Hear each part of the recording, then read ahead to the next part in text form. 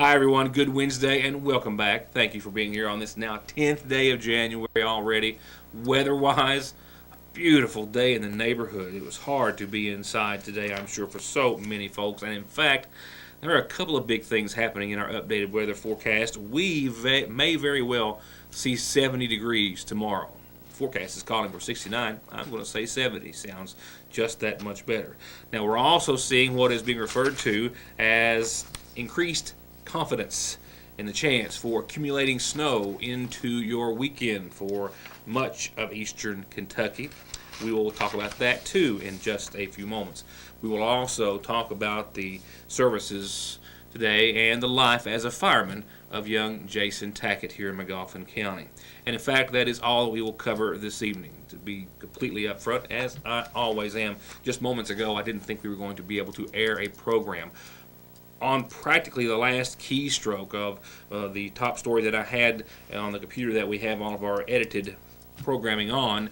It just completely went blank, and that happens. But on this occasion, and for the first time in years, when it came back on, it stayed blank. And with a quick call to support and a very panicked nature of my voice, they were able to help me find at least the one file that it took to get that one story back on, and that is simply all I have. To be honest, didn't know if we were going to have a program for the rest of the week for a few moments, but I think we've got it worked out, and I'll be able to pick up all the rest of the files tomorrow when I have just a little more time, and tonight I did not. So please, before we go any further, allow me to remind you that anytime you have the opportunity, of course, to support them, as well as let them know you're watching, please do. And I'm talking about the wonderful people who help us be with you each and every weeknight, and that, of course, includes Howard's Cable, Foothills Communications, Lee's Famous Recipe, Jeff Lovely, Attorney at Law, Gateway Motors, the wonderful staff, and everyone at Hope Family Medical Center, Frazier's Prater Drugstore, and the Seasonal Shop, our political candidate running, of which I'm expecting more reasonably soon, if not very soon, Matt Wireman, Parkway Gun and Pawn,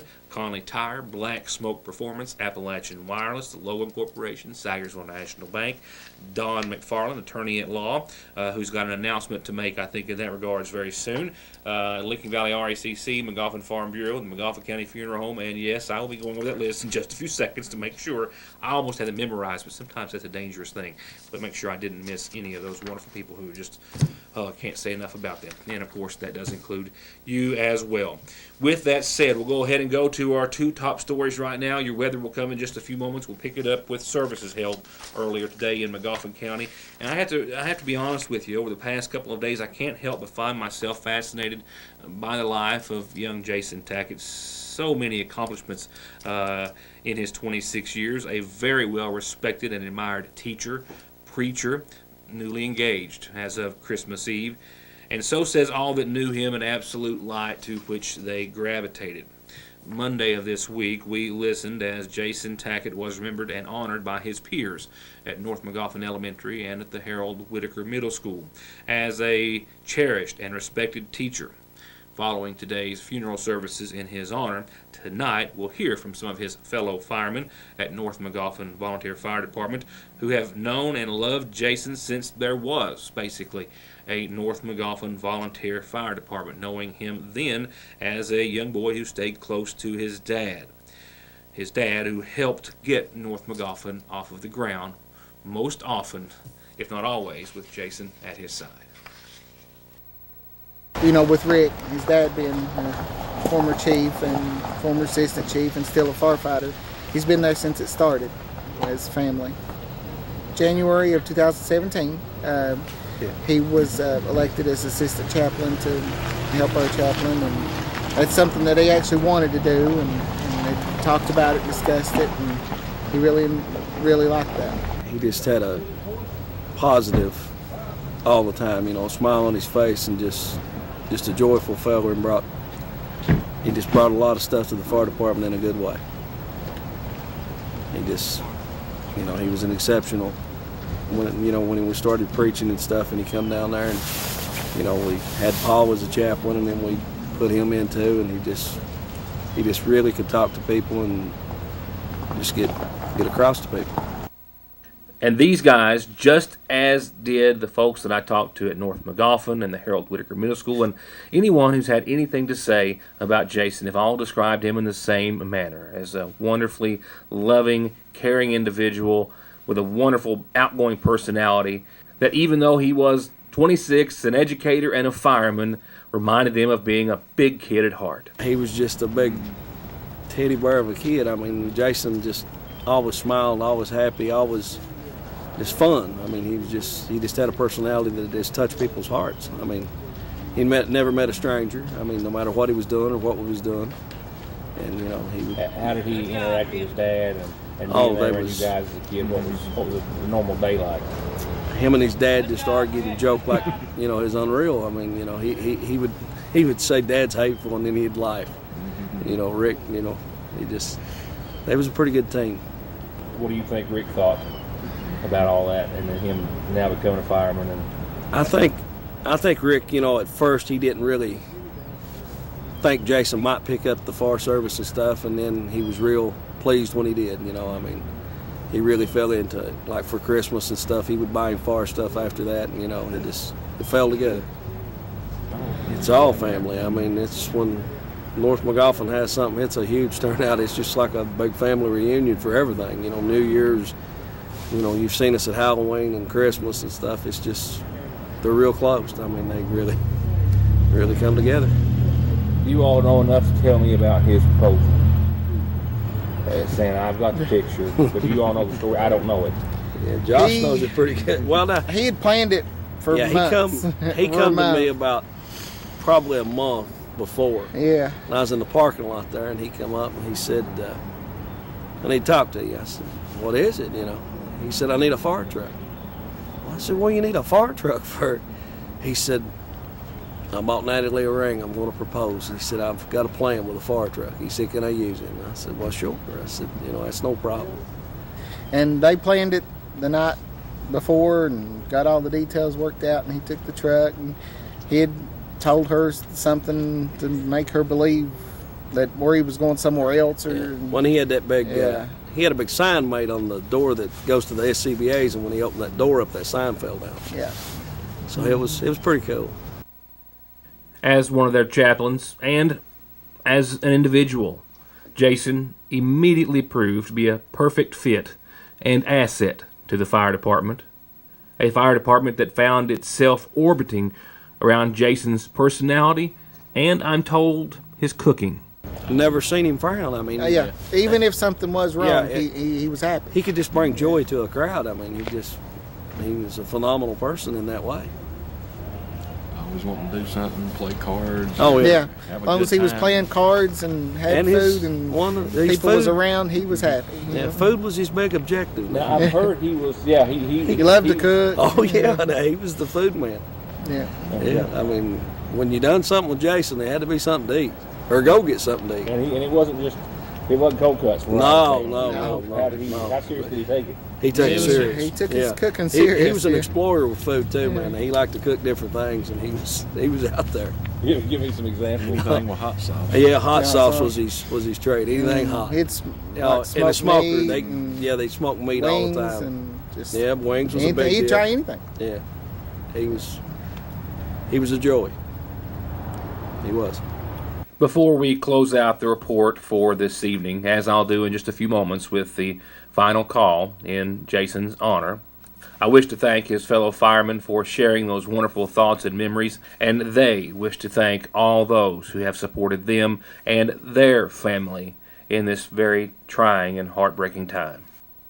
We want to thank all the other fire departments and Yes. stuff that showed their support and stuff. We've had tremendous support from all over the county and all over surrounding counties. And Well, we actually had Morgan County took over our department today. Yeah, West Liberty Fire Department's actually staging at our station today to cover our calls. So we want to thank them. And just like our phones has been ringing off the hook since. And, you know, people's here and all other departments and just asking what they can do. And we want to thank them and all the community support and just all the support to the family and to the fire department. All units stand by for last call.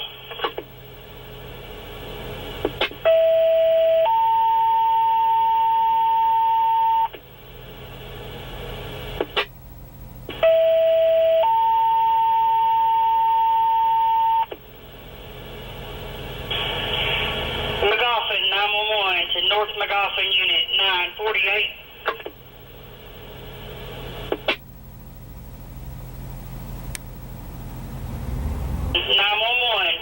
McGoffin, Unit 948.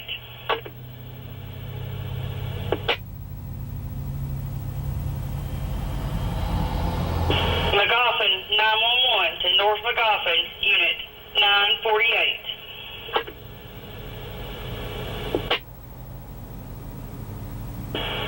This is the last call for North McGoffin Fire Department, Assistant Chaplain, Unit 948, Jason Tackett. There is no greater family outside our own than the Brotherhood of Firefighters. It is a special bond that can never be broken. Jason, like his father, loved being a firefighter.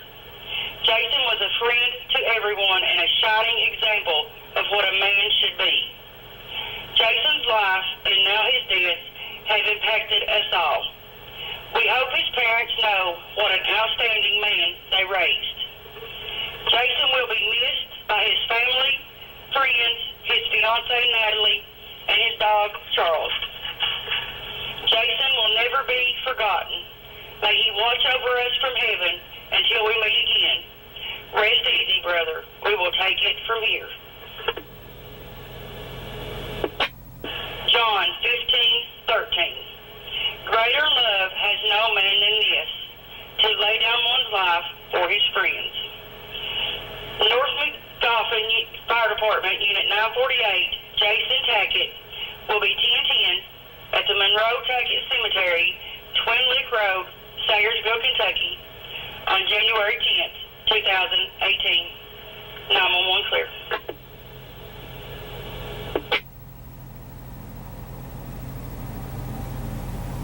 And let me say thanks in closing that report to Josh Jenkins and Ronnie Jenkins and the fellows from North McGoffin Fire Department for giving us those remarks and sentiments. So with that, it's on to your weather forecast, our final order of business for tonight. I suspect we'll have everything worked out by tomorrow. And then it's basically a teardown of this entire operation Friday night between then and Monday morning that will relocate and come in and flip the switch and hope everything. And I'm even hoping, I've been kind of putting off a few improvements and a few things to kind of make things flow better until we make our move. So it might be bumpy at start, and almost guaranteed it will, but after that, we think it's going to be much smoother in the future.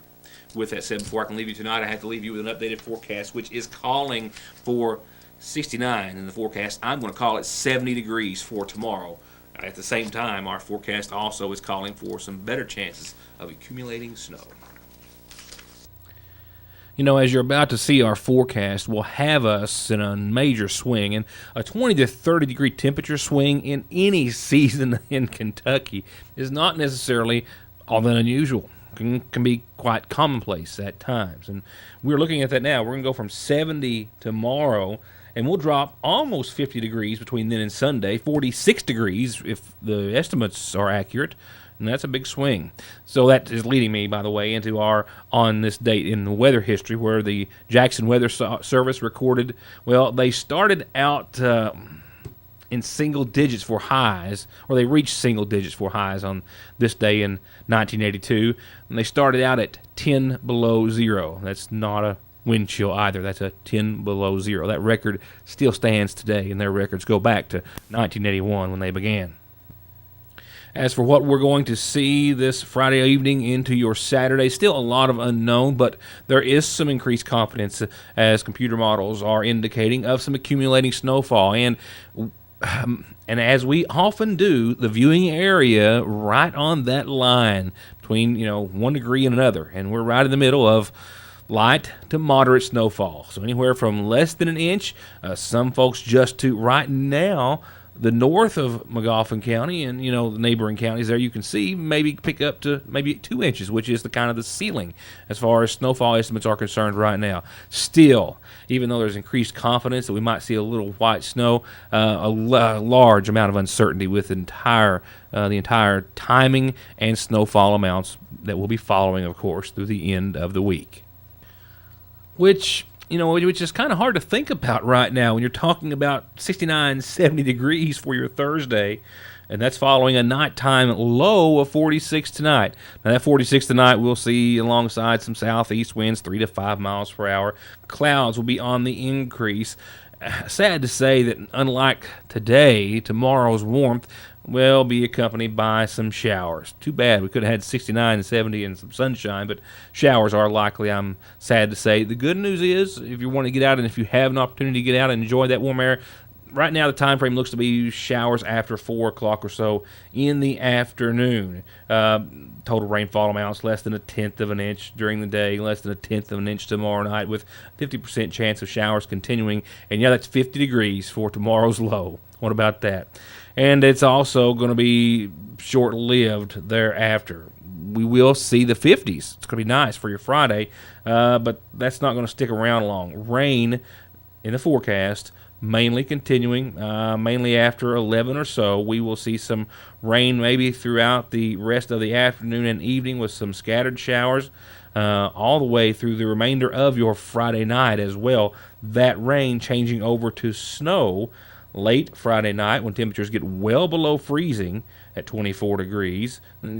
Not a washout. I don't want to make it sound like that. We're going to see some showers on and off, and like I said, no major accumulation. But snow accumulation right now, 1 to 2 inches is what we're going to go with right now. Winds also gusting upwards of 23 miles per hour out of north-northwest Friday night as well. So it could be blustery, it could be snowy, and temperatures are going to certainly be falling. They'll go from 57 down to 24 for nighttime lows, and once they get to 24 Friday night, well, they're not going anywhere hardly from there, because 3 degrees is not hardly going anywhere. And that's where we're going to go to on your Saturday. 27 degrees for the first half of your weekend. The snow likely up until about 7 o'clock that morning, and thereafter it will taper off to flurries for much of the morning and maybe into the afternoon as well. No new accumulation into your Saturday, I don't think.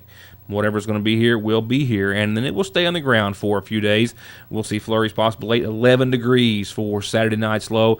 Low 20s again on your Sunday. Sunshine, maybe a few flurries still kicking about. Low teens for nighttime lows again. Even though we see just above freezing on Monday, which is Martin Luther King Day, we're still into the teens for nighttime lows. And we're also looking at a possible another round of precipitation in the form of white stuff. Yeah, right now for Monday, a 20% chance of some snow showers starting after 2 and rolling right on and into your Tuesday as well, where Tuesday we'll still see another dip in temperatures back to the 20s.